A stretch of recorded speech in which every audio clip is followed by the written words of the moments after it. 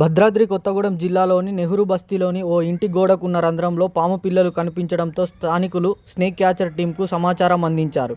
Snake catcher బృందం అతి కష్టం మీద శ్రమించి పెద్ద పాముతో పాటు పదుల సంఖ్యలో నాగుపాము పిల్లలను పట్టుకొని ప్లాస్టిక్ డబ్బాలో బంధించారు. అనంతరం వాటిని అటవీ ప్రాంతంలో వదిలేశారు.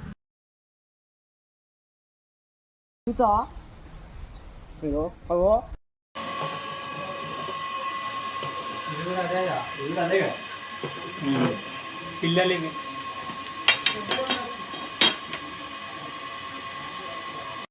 20 యాడి అంటే దొరికినాయి గట్ల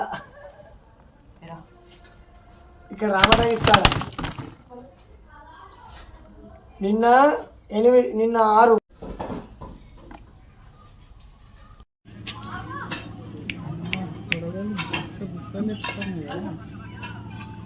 మంచిగా బాలే ఒక దిక్కే తలకాయలు బాలే పెట్టినాయి అన్నీ.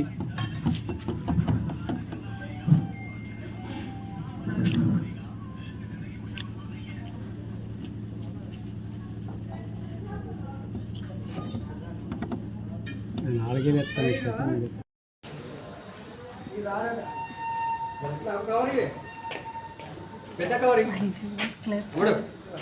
ఇక్కడే ఉంది మంచం మీద. పాములు